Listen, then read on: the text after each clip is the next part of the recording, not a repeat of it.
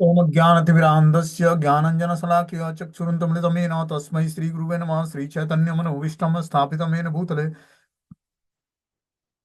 स्वयं रूपकदा मह्यं ददाति स्वपदान्तिकं वन्देऽहं श्रीगुरुः श्रीयुतपदकमलं श्रीगुरून् वैष्णवाचं श्रीरूपं साग्रजातं सगण रघुनाथान्वितं तं सजीवं साद्वैतं सावधूतं परिजनसहितं कृष्णचैतन्यदेवं श्री राधा कृष्ण पादान सगण ललिता श्री विशाखानवृताश्च नारायणं नमस्कृत्यं नरं चैव नरोत्तमं देवीं सरस्वतीं व्यासं ततो जयमुदीरये सुनोतां स्वकथा कृष्ण पुण्ये श्रवणकीर्तनं हृदयन्तस्तु विभद्राणि विद्नोति सुरसतां नष्टप्रायेषु भद्रेषु नित्यं भागवत सेवया भगवती उत्तम श्लोके भक्तिर्भवति नैष्टिकी तदा रजस्तमो भावः कामलोभाधयश्चेत् चेत एतेनरावृद्धं स्थित सत्त्वे प्रसिद्धति एवं प्रसन्नमनसो भगवद्भक्ति योगता भगवतत्त्वविज्ञानं मुक्तसंगस्य जायते विद्यन्ते हृदयं ग्रन्थि छिद्यन्ते सर्वसंशयं क्षीयन्ते चास्य कर्माणि दृष्ट्वा एव आत्मनीश्वरे मुखं करोति वाचालं पङ्गुं लङ्घयते गिरिं यत्कृपातमहं वन्दे परमानन्दमाधवं प्रह्लाद नारद पराशर पुण्डरीकं व्यासम् अम्बरीश सुखसौनक विस्मदालम्ब्यां रुक्माङ्ग अर्जुन वसिष्ठं विभीषणादीनं पुण्यानि नामानि परं भागवत स्मरामि। हे कृष्ण करुणा सिन्धु दीनबन्धु जगत्पते गोपेश गोपिका कांत राधा कांत नमस्तुते तप्त कांचन गौरांगे श्री राधे वृंदावनेश्वरी वृषभानुसुते देवी प्रणमामि हरिप्रिये वाञ्छाकल्पतरुभ्यश्च कृपा सिन्धुभ्यो च पतितानां पावनेभ्यो वैष्णवेभ्यो नमो नमः। जय श्री कृष्ण चैतन्य प्रभु नित्यानंद श्री अद्वैत गदाधर श्रीवासादि श्री गौर भक्तवृंद हरे कृष्ण कृष्ण कृष्ण हरे हरे हरे राम राम राम हरे हरे। तो इसमें आज हम लोग को श्रीमद् भागवतम स्कंद संख्या 3 अध्याय संख्या 26 प्रकृति के मूलभूत सिद्धांत और श्लोक संख्या 4 नंबर पढ़ना है। होते स एष प्रकृति सूक्ष्म दैवीं गुणमयी विभुम यह दृक्ष्वा एव उपगताम अभ्यम पद्यत लीलया। उस महान से महानतम श्री भगवान के सूक्ष्म भौतिक शक्ति को अपनी लीलाओं के रूप में स्वीकार किया जो त्रिगुणमयी है और विष्णु से संबंधित है। इससे पहले हमने कथा बताई थी कि पूर्ण पुरुषोत्तम भगवान परमात्मा है और उनका आदि नहीं है। वे प्रकृति के गुणों से परे हैं और इस भौतिक जगत के अस्तित्व के परे हैं। वे सर्वत्र दिखाई पड़ने वाले हैं क्योंकि वे स्वयं प्रकाशवान हैं। उनकी स्वयं प्रकाशवान क्रांति से संपूर्ण सृष्टि का पालन होता है। तो भगवान जो है, जिस तरह सूर्य जो है आकाश में विद्यमान होता है तो सारे संसार को प्रकाशित करता है, उसी तरह भगवान संपूर्ण जगत में विद्यमान है। ठीक है ना। और प्रकाशमान क्रांति की तरह संपूर्ण सृष्टि का पालन करते हैं भगवान।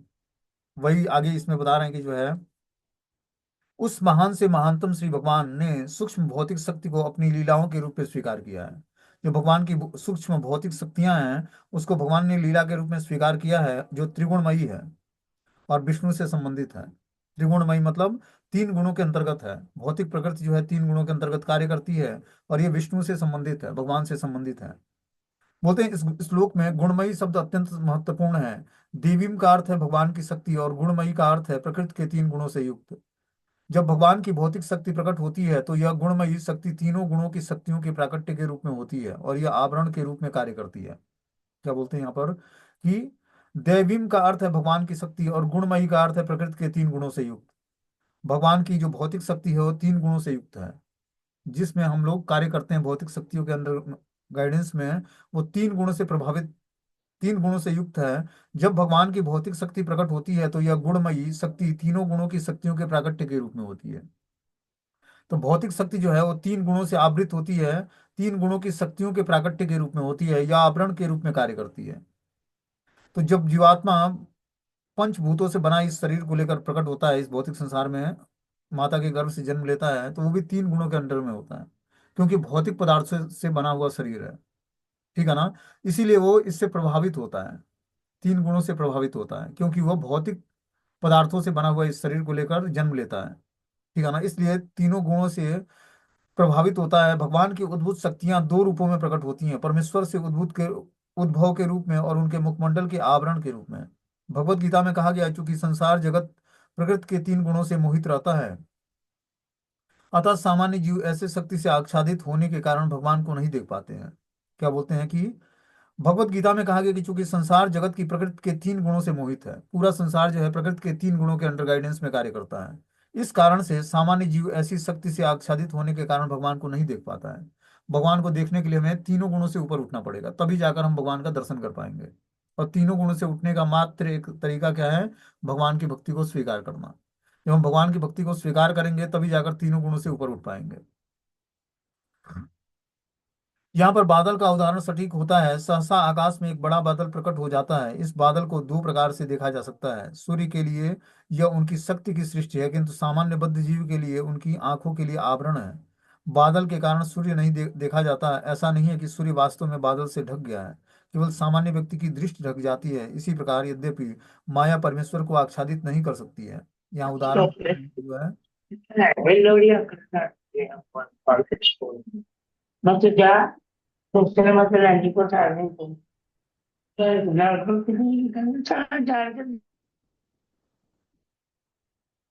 बोलते हैं जिस तरह सूर्य के लिए यह शक्ति इस जैसे सहसा आकाश में एक बड़ा बादल प्रकट होता है और सूर्य को ढक लेता है, तो सूर्य को ढक नहीं सकता बादल। क्या होता है, हमारे आंखों के सामने आवरण आ जाता है। ठीक है ना, इसलिए हम सूर्य को देख नहीं पाते हैं। सूर्य के लिए ये उनकी शक्ति की सृष्टि है, किंतु सामान्य बद्ध जीव के लिए उसकी आंखों के लिए आवरण है, पर्दा है। बादल के कारण सूर्य नहीं देखा जा सकता। ऐसा नहीं है, सूर्य वास्तव में बादल से ढक गया हो, केवल सामान्य व्यक्ति की दृष्टि ढक जाती है। इसी प्रकार यद्यपि माया परमेश्वर को आच्छादित नहीं कर सकती है, क्योंकि वे माया से परे हैं। किंतु यदि माया सामान्य जीवात्माओं को आच्छादित कर लेती है, तो इस प्रकार आच्छादित होने वाले बद्ध जीव पृथक पृथक जीवात्मा हैं, और जिनकी शक्ति से माया उत्पन्न होती है भगवान है। तो बोलते हैं कि जो है, जिस तरह बादल सूर्य को ढक लेता है तो हमें लगता है कि सूर्य उदय नहीं हो रहा है, लेकिन सूर्य उदय होता है। बादल हमारे आंखों के सामने एक आवरण क्रिएट कर देता है, जिससे हम सूर्य का दर्शन नहीं कर पाते हैं। उसी प्रकार माया परमेश्वर को आच्छादित नहीं कर सकती है, क्योंकि वे माया से परे हैं। किंतु यदि माया सामान्य जीवात्माओं को आच्छादित कर लेती है, इस प्रकार आच्छादित होने से बद्ध जीव पृथक पृथक जीवात्मा है, और जिसकी शक्ति माया उत्पन्न होती है वे भगवान है। तो जब माया क्या करती है, जीवात्मा के आंखों को कवर्ड कर लेती है, उसको मन बुद्धि को कंट्रोल कर लेती है, तो भगवान का दर्शन नहीं हो पाता है उसको। वही बता रहे हैं कि जो है, जिसकी शक्ति से माया उत्पन्न होती है वह भगवान है, और इस प्रकार आच्छादित होने से बद्ध जीव पृथक पृथक जीवात्मा है। हर जीवात्मा भगवान का अंश है, लेकिन जब वो माया के ग्रस्त में आ जाता है तो अपने को पृथक अनुभव करता है भगवान से। भगवान से अलग होकर ही माया के टच में आता है वो। बोलते हैं श्रीमद् भागवत में अन्यत्र कहा गया कि व्यास देव ने अपनी आध्यात्मिक दृष्टि से भगवान का दर्शन किया, और माया भगवान के पीछे खड़ी रही। इसका यह अर्थ हुआ कि माया भगवान को आच्छादित नहीं कर सकती है। जिस तरह की अंधकार सूर्य को आच्छादित नहीं कर सकता, अंधकार केवल उतना ही क्षेत्र घेर पाता है जो सूर्य की तुलना में नगण्य है। क्या बता रहे हैं कि जो है, व्यास देव ने अपनी आध्यात्मिक दृष्टि से भगवान का दर्शन किया, और ये देखा कि जो है, माया भगवान के पीछे खड़ी है। इसका अर्थ ये हुआ कि माया भगवान को आच्छादित नहीं कर सकती है। माया शक्ति जो है भगवान की ही शक्ति है, तो भगवान को कैसे कवर कर सकती है। पता नहीं, जिस तरह अंधकार सूर्य को आच्छादित नहीं कर सकता, अंधकार केवल उतना ही क्षेत्र घेर पाता है जो सूर्य की तुलना में नगण्य है। उस क्षेत्र में ही अंधकार व्याप्त होता है। अंधकार किसी गुफा को ढक सकता है, खुले आकाश को नहीं। इसी प्रकार माया की आच्छादन शक्ति सीमित है, वो भगवान की ऊपर असर नहीं दिखा पाती, इसीलिए वे विभू कहलाते हैं। जिस प्रकार बादल के प्राकट्य को सूर्य स्वीकार करता है, उसी प्रकार भगवान कुछ अंतराल के लिए माया के प्राकट्य को स्वीकार करते हैं, बस। ठीक है ना। तो क्या है कि माया भगवान को आच्छादित नहीं कर सकती, क्योंकि माया शक्ति जो है भगवान की एक शक्ति है। और इस कारण से जैसे बादल क्या करता है, हम लोग के आंख के आगे आवरण क्रिएट कर देता है, और हमें लगता है कि सूर्य छिप गया है बादल के आगे। लेकिन सूर्य की रोशनी छिप नहीं सकती है। जैसे मान लो कि सूर्य किसी गुफा एक ढका हुआ है, उसमें अंधकार होता है, तो सूर्य की तुलना में वो नगण्य क्षेत्र में, जहां पर सूर्य की रोशनी नहीं पहुंच सकती है, इसलिए गुफा में अंधकार होता है। खुले आकाश को नहीं घेर सकता है जो है अंधकार। इसी प्रकार माया की आच्छादन शक्ति सीमित है, वो भगवान पर अपना असर नहीं दिखा सकती है, क्योंकि वो भगवान विभू है। तो माया शक्ति भगवान को कवर नहीं कर सकती। माया शक्ति हमारे आंखों के सामने एक आवरण क्रिएट कर सकती है, जिससे हम भगवान का दर्शन न कर पाए। लेकिन जब वही नेत्र जो है दिव्य अवस्था को प्राप्त हो जाते हैं, तो उससे हम भगवान का दर्शन कर सकते हैं। आगे इसमें बता रहे हैं कि गुणे विचित्राम सृजतिम स्वरूपा प्रकृतिम प्रजाम विलोक्य मुमुहुः सज्ञम स इह ज्ञानम गुह्यम। अपने तीन गुणों से अब अनेक प्रकारों में विभक्त यह भौतिक प्रकृति जीवों के स्वरूपों को उत्पन्न करती है, और इसे देखकर सारे जीव माया के ज्ञान आच्छादक गुण से मोहग्रस्त हो जाते हैं। ये प्रकृति के मूलभूत सिद्धांत लेसन का नाम है। तो इसमें जो है, प्रकृति के तीन गुणों का असर क्या होता है जीवात्मा पर, और जीवात्मा के क्रियाकलापों पर, उसका वर्णन इसमें कपिल देव भगवान अपनी माता देवहूति को बताते हैं। बोलते हैं कि अपने तीन गुणों से अनेक प्रकार में विभक्त यह भौतिक प्रकृति जीवों के स्वरूपों को उत्पन्न करती है। जो भौतिक प्रकृति है, वो तीन गुणों से आच्छादित होने के कारण जीवों को अलग अलग स्वरूपों में उत्पन्न करती है। जैसे गुणों का प्रभाव, उसी तरह भौतिक प्रकृति जो है जीवों को उत्पन्न करती है, और उसी तरह को उसको स्वरूप का निर्माण करती है। इसे देखकर सारे जीव माया के ज्ञान आच्छादक गुण से मोहग्रस्त हो जाते हैं। जब तक जीवात्मा माया के प्रभाव में रहेगा, तीन गुणों से आच्छादित रहेगा, तब तक वो मोहग्रस्त अवस्था में रहेगा। लेकिन जब वो तीन गुणों से ऊपर हो जाएगा, तभी वो मोहग्रस्त अवस्था से ऊपर उठ पाएगा, और तभी वो भगवान को जान पाएगा। माया क्या करती है? मोहग्रस्त कर देती है जीवात्मा को। बोलते हैं कि माया के में ज्ञान को आच्छादित करने की शक्ति है, किंतु इस आवरण को भगवान पर लागू नहीं किया जा सकता है।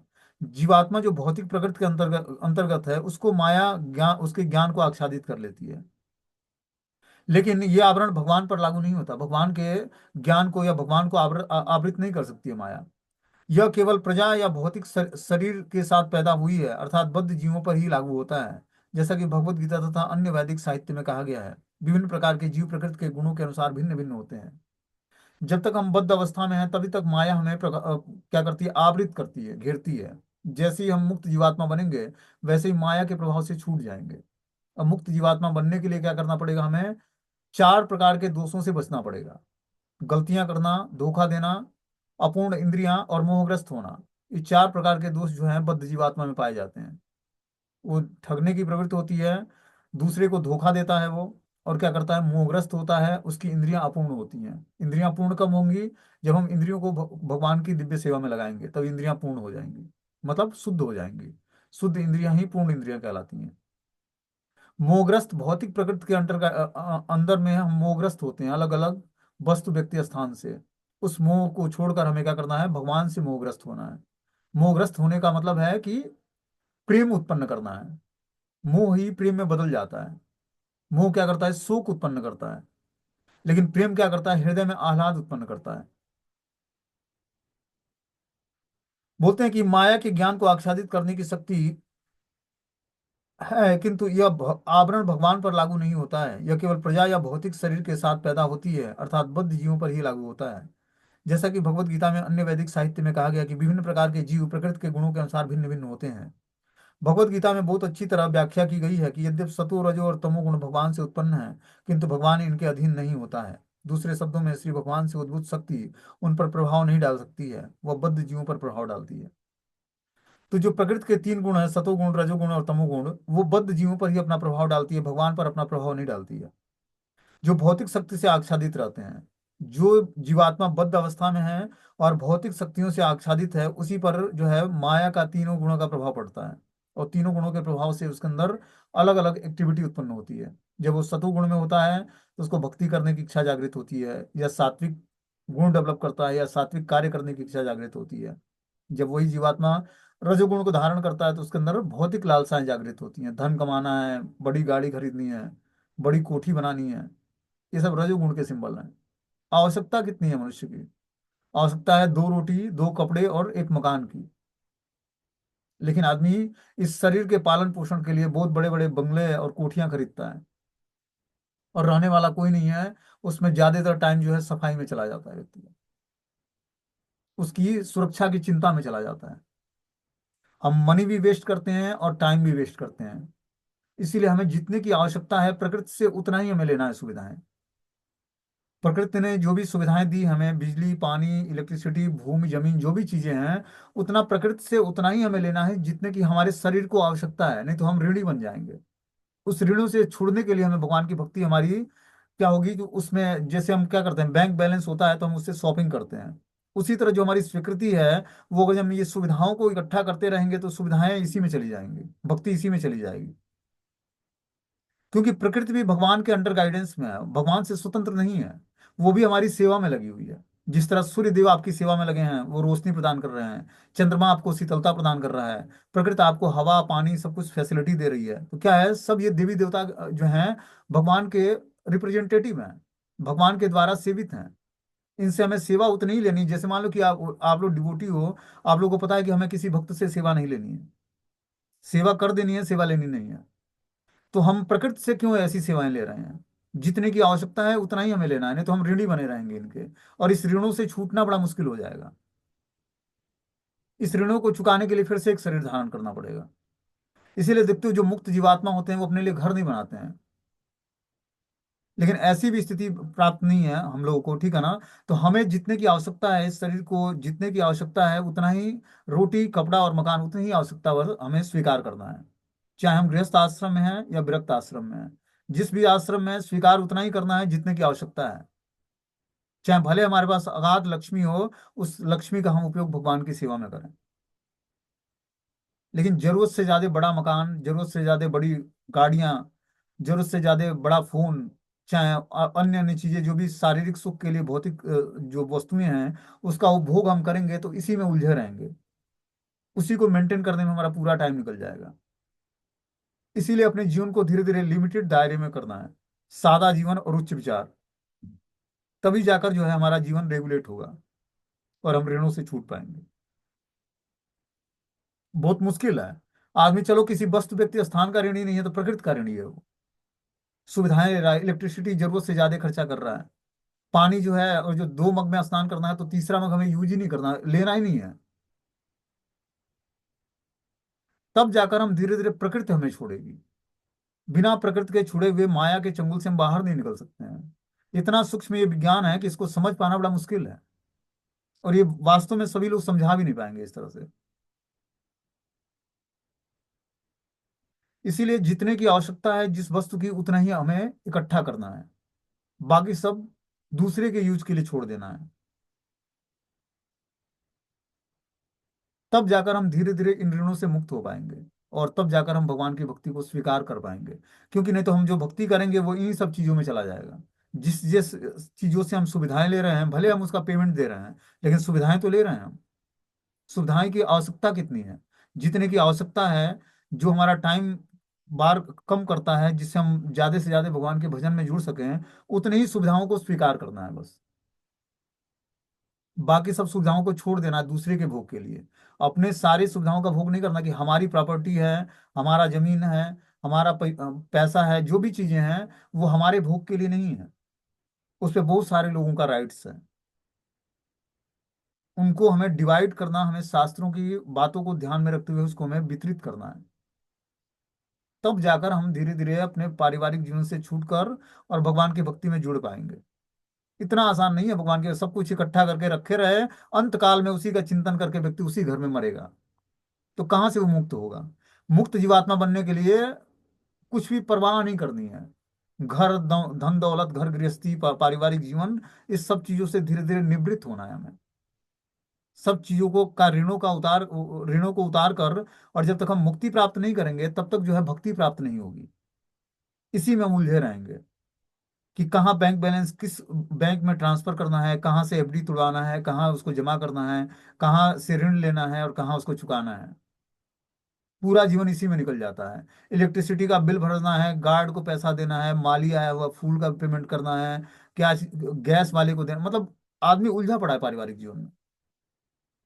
तो कैसे भगवान की भक्ति को समझ पाएगा और 100% अपना मन बुद्धि को भगवान की सेवा में कैसे दिव्य स्तर पर लगा पाएगा? इसके लिए जीवन को बहुत ही सिंपल करना है अपने। जितने की आवश्यकता है प्रकृति से उतना ही हम स्वीकार करें। फिर आप देखोगे धीरे धीरे मुक्त जीवात्मा बन जाओगे। आपको चिंता ही नहीं होगी कहाँ हो, कहाँ क्या। और प्रकृति आपको पूरा सपोर्ट करेगी। क्योंकि प्रकृति भगवान की भक्तों की सेवा के लिए ही प्रकृति का निर्माण किया भगवान ने। लेकिन वो सबकी सेवा करती है। जो भगवान से विमुख जीवात्मा है उसको भी प्रकृति उतनी फैसिलिटी देती है जितना भक्तों को देती है। लेकिन भक्त लोगों को उतना ही स्वीकार करना है जितने की आवश्यकता है। पता नहीं मैं समझा पा रहा हूँ कि नहीं, लेकिन इसको समझने का प्रयास करना कि जो भी चीजें हमें प्रकृति के द्वारा मिली हैं, उसको अपने यूज में उतना ही लेना है जितने की आवश्यकता है हमें। चाहे वो मुफ्त हो या पेमेंट देकर हम लेते हैं सुविधाएं। तब जाकर हम धीरे धीरे इन चीजों से ऊपर उठ पाएंगे। आगे इसमें बता रहे हैं कि भगवान इनके अधीन नहीं होते। दूसरे शब्दों में श्री भगवान से उद्भूत शक्ति उन पर प्रभाव नहीं डालती है, वह बद्ध जीवों पर प्रभाव डालती है जो भौतिक शक्ति से आच्छादित रहते हैं। भगवान समस्त जीवों के पिता हैं क्योंकि वे भौतिक शक्तियों के में जीवों को गर्भाधान करते हैं। इसलिए बद्ध जीव को भौतिक शक्ति से उत्पन्न शरीर प्राप्त होता है, जबकि इन जीवों का पिता तीनों गुणों से पृथक ही रहता है। तो भगवान इस भौतिक संसार में बद्ध जीवों को प्रकट करते हैं, प्रकृति को गर्भस्थ करते हैं। भौतिक शक्ति को जीवों को गर्भाधान करके भगवान क्या करते हैं? जीवों का क्रिएशन करते हैं। भौतिक शक्ति से उत्पन्न शरीर प्राप्त होता है। जबकि इन जीवों के पिता जो भगवान है वो तीनों गुणों से पृथक रहते हैं। भगवान सृष्टि का क्रिएशन तो करते हैं अलग अलग माध्यम से, लेकिन उससे लिप्त नहीं होते हैं, वो उससे पृथक रहते हैं। पिछले श्लोक में कहा गया कि भगवान ने भौतिक शक्ति को इसलिए स्वीकार किया जिससे वे इन जीवों की को लीलाएं दिखा सके जो उनका आनंद लेना चाहती हैं, भौतिक शक्ति पर अधिकार जताना चाहती हैं। इस संसार यह संसार ऐसे जीवों के तथाकथित भोग के लिए भगवान की भौतिक शक्ति से उत्पन्न किया गया है। बद्ध जीवों के कष्टों के लिए इस भौतिक जगत की उत्पत्ति क्यों हुई, यह अत्यंत जटिल प्रश्न है। तो जटिल प्रश्न इसलिए है कि बद्ध जीवों को इस भौतिक संसार में आने के लिए भगवान ने मजबूर नहीं किया, उसकी इच्छाओं ने उसको मजबूर करके इस भौतिक संसार में भेजा। जब उसके अंदर भगवान के जैसा भोग करने की इच्छा जागृत हुई, तब बद्ध जीव होने के कारण वो इस भौतिक संसार में आया, और भगवान ने उसको फैसिलिटी प्रदान की। उसके बाद भी, भगवान से विमुख होने के बाद भी भगवान ने उसको फैसिलिटी प्रदान की, क्योंकि वो पिता है, परम पिता है। वो जानते हैं कि जब तक इसकी भोग की इच्छाएं समाप्त नहीं होंगी तब तक ये हमारी तरफ मुड़ेगा नहीं। इसीलिए भगवान ने भौतिक संसार बनाया कि यहाँ पर सब कुछ तुझे फैसिलिटी मिलेगी, भोग करके और तृप्त हो ले, उसके बाद फिर से हमारे धाम में आकर हमारी सेवा में इंगेज होना।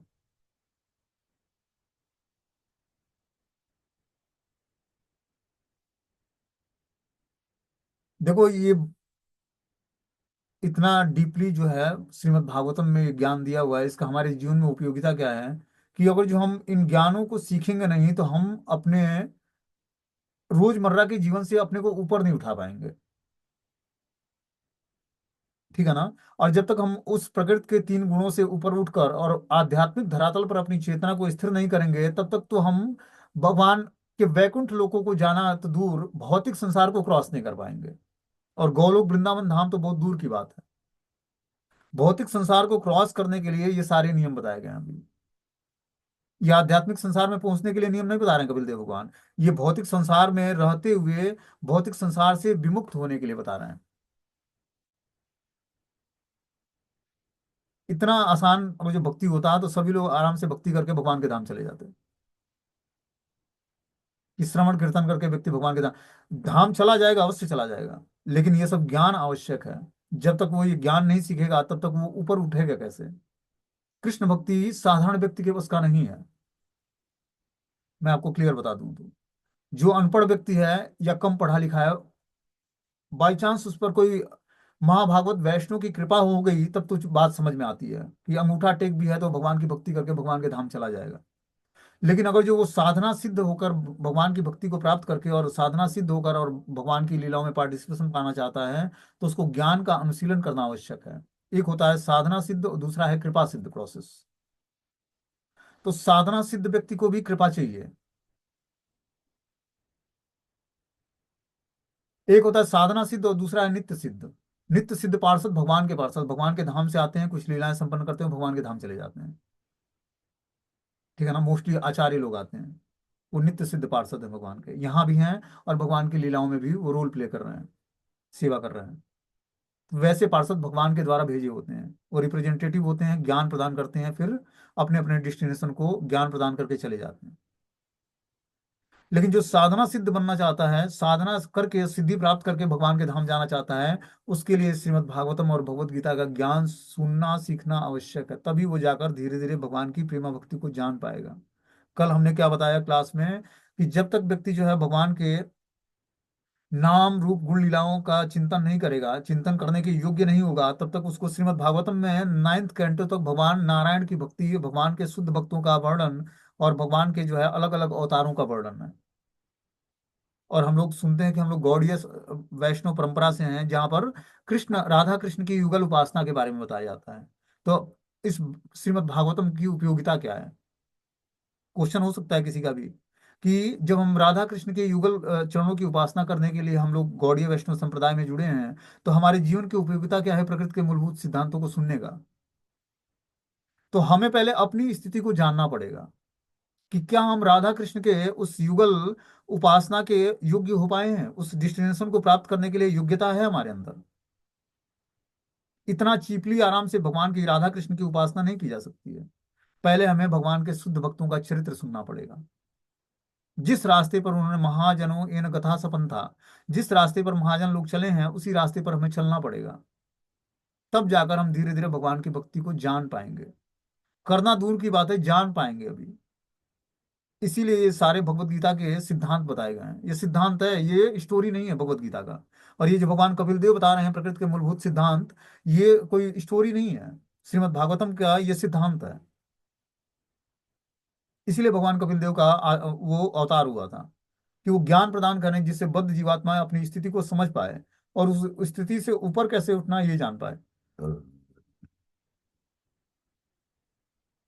तो जब तक हम अपनी स्थिति जानेंगे नहीं, और स्थिति जानेंगे कैसे, जब हम श्रीमद् भागवतम और भगवत गीता को तत्व से समझ कर और उसको जीवन में प्रैक्टिकली उतारेंगे, तभी हम इस ज्ञान को अपने जीवन में धारण कर पाएंगे। हमें लगता है कि चलो कुछ सेवाएं कर रहे हैं, माला जप हो रहा है, अब आराम से डेस्टिनेशन प्राप्त हो जाएगा। तो इतना व्यास देव ने 18,000 श्लोकों सहित श्रीमद् भागवतम, जो भगवान के शुद्ध भक्ति का वर्णन है, उसको क्यों लिखा होता? भगवान के इतने सारे शुद्ध भक्तों का चरित्र क्यों लिखा होता? उसकी जरूरत नहीं होती तो लिखा क्यों होता? नारद मुनि के द्वारा उपदेश क्यों प्राप्त होता उनको? ये इसी कारण से है कि शुद्ध भक्ति के स्टेज को हम लोग जाने, जानकर उसको मानकर अपने प्रैक्टिकली जीवन में उतारें। तब जाकर हम धीरे धीरे भगवान की शुद्ध भक्ति को जानेंगे। और जब जानेंगे तभी करने के योग्य हो पाएंगे, क्योंकि जब रास्ता पता होगा तभी तो हम उस रास्ते पर चलेंगे। और जब रास्ते पर चलेंगे तभी हमें भगवान की भक्ति को प्राप्त कर पाएंगे। इसीलिए यहाँ पर व्यास देव ने इसको बहुत ही अच्छे तरीके से कंपाइल किया हुआ है श्रीमद् भागवतम को, कि पहले हम भगवान के शुद्ध भक्तों का, भगवान के अलग अलग अवतारों का वर्णन सुने, कि किस अवतार और अवतारी में अंतर क्या है। कृष्ण अवतारी पुरुष हैं, समस्त अवतार भगवान से ही उत्पन्न होता है। जो भी सृष्टि है वो भगवान के अंडर गाइडेंस में कैसे कार्य करती है। जो भगवान के शुद्ध भक्त हैं, राज ऋषि या ब्रह्म ऋषि होने के बाद भी किस रास्ते को अपनाकर उन्होंने भगवान की प्रेमा भक्ति को प्राप्त किया। तो जब हम श्रीमद् भागवतम के 9th कैंटो तक बहुत ही गंभीरता से विचार करके सुनते, सोचते, समझते हैं और प्रैक्टिकली अपने जीवन में उतारते हैं, तब जाकर हमें चांस मिलता है कि हम कृष्ण लीला को सुनने के योग्य हो पाए। और तब जाकर हम स्वीकार करके उसको क्या करेंगे, डाइजेस्ट कर पाएंगे, जो भगवान श्री राधा कृष्ण की युगल उपासना है। इसीलिए इतना डीपली बताया जा रहा है इसको। जब हम इसको समझ कर और साधना भक्ति से आगे बढ़ेंगे रागानुगा भक्ति पर, कि भगवान से हमारा मित्रवत, दास्यम, साख्यम, और जो है वात्सल्य और माधुर्य, दास्य, साख्य, माधुर्य और वात्सल्य, पांच, चार रसों में भगवान से, और शांत भाव में, पांच रसों में भगवान से आदान प्रदान कैसे होगा। ये साधना सिद्धि की अवस्था में हमें ये अवस्था प्राप्त होती है। जब हमारी साधना सिद्ध हो जाएगी, तब हम भगवान से पांच रसों में आदान प्रदान शुरू होगा, तब वहां से रागानुगा भक्ति का शुभारंभ होगा। वहां से हम कृष्ण तत्व को जानने के योग्य हो पाएंगे। क्योंकि उससे पहले जो नारायण की उपासना है, उसमें दास्य भाव से आगे कोई उनसे रिलेशनशिप नहीं होता है। भगवान नारायण जो है वैकुंठ में होते हैं, वहां पर सभी दास्य भाव में उनकी सेवा कर रहे होते हैं, चतुर्भुज नारायण रूप में। सभी चतुर्भुज नारायण रूप धारण करते हैं। चतुर्भुज स्वरूप नारायण तो नहीं होते हैं, नारायण के और भक्तों में अंतर क्या होता है कि नारायण के चिष्ट पर जो है श्रीवत्स का चिन्ह होता है, और गले में वैजंती माला होती है, इसलिए भगवान पहचाने जाते हैं। बाकी उनके स्वरूप में कोई अंतर नहीं होता है। वो भी चतुर्भुज रूप में होते हैं, और भक्त लोग भी चतुर्भुज रूप में भगवान की नित्य सेवा में दास्य भाव से लगे होते हैं। वहां पर माधुर्य लीला नहीं है, और वहां पर वात्सल्य भाव नहीं है। वहां पर क्या है, दास्य भाव है बस। ये वात्सल्य, माधुर्य और जो है क्या बोलते हैं, साख्य और दास्य और शांत भाव, ये बस वृंदावन की रसोपासना में है। जो वृंदावन की उपासना है उसमें ये रसों का समावेश होता है, उसमें रागानुगा भक्ति है। साधना सिद्ध सिद्ध व्यक्ति वैकुंठ तक जा सकता है। और रागानुगा भक्ति जब प्राप्त करके वो जब उसमें सिद्धि प्राप्त करेगा, तब जाकर भगवान के गोलोक बिहारी भगवान के धाम जाने के योग्य हो पाएगा, वृंदावन धाम। क्योंकि पांच रसों की उपासना भगवान कृष्ण और राधा कृष्ण की युगल उपासना है। तो वो उपासना सर्वश्रेष्ठ है। वही हम लोग गौड़ीय वैष्णव संप्रदाय में वही उपासना के बारे में बताया जाता है। गौड़ीय उपासना का मतलब हो गया, गौड़िया मतलब श्री राधा रानी की उपासना भगवान श्री कृष्ण के साथ। पहले अपने वहां जब क्या बोलते हैं, माधवेंद्रपुरी पाद ने राधा रानी की स्थापना की भगवान कृष्ण से, कृष्ण के साथ। नहीं तो उससे पहले अपने संप्रदाय में जो है बस कृष्ण की उपासना होती थी। हम देखते हैं उडुपी कृष्ण जो हैं, वो अपने ही संप्रदाय के विग्रह थे।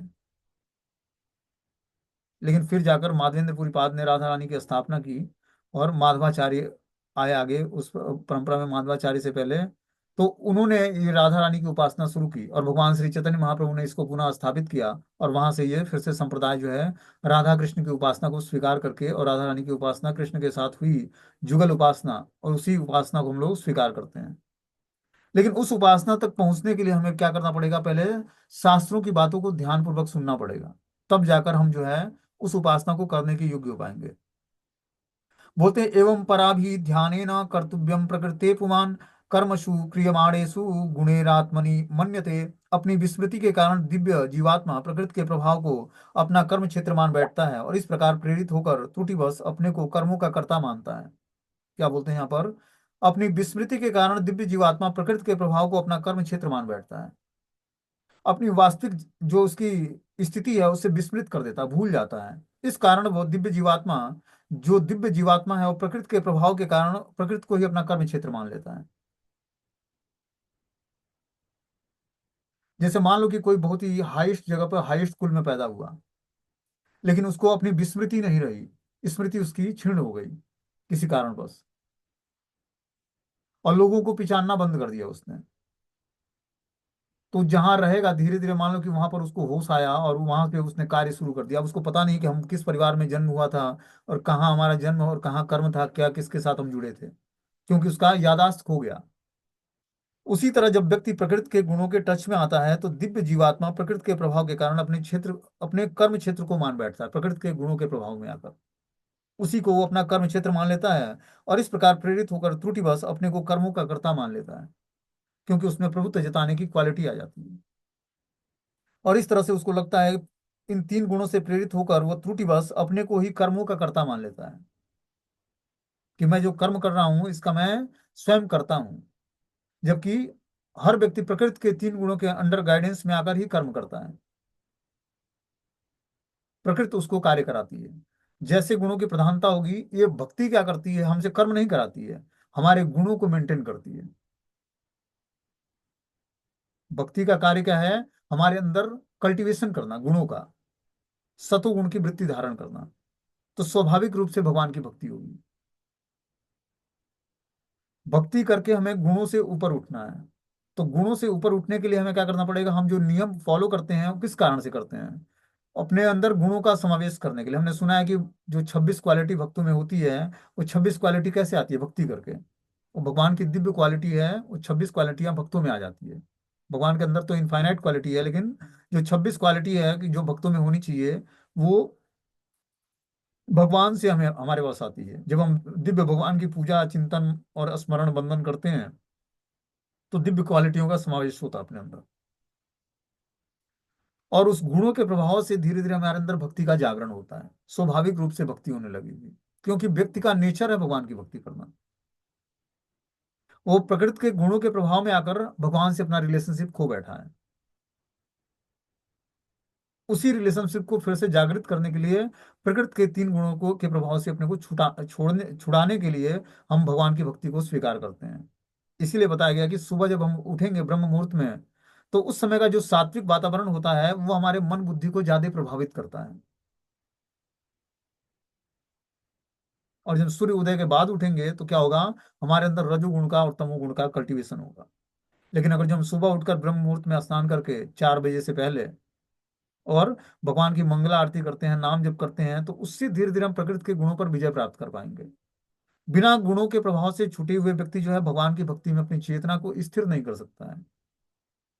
भक्ति का पहला शुभारंभ ही प्रकृति के तीन गुणों को लांघना है। तब जाकर हम भगवान को जानने के योग्य हो पाएंगे, भक्ति को जानने के योग्य हो पाएंगे। बोलते हैं, भुलक्कड़ जीव की तुलना उस व्यक्ति से की गई है जो रोग के कारण पागल हो जाता है, अथवा जिसे भूत लग जाता है और जो अनियंत्रित कर्म करते हुए भी अपने को नियंत्रित समझता है। जब व्यक्ति तीन गुणों के प्रभाव में आता है तो वो भुलक्कड़ जीवात्मा, उस व्यक्ति से उसकी तुलना इस व्यक्ति से की गई है जो रोग के कारण पागल हो जाता है।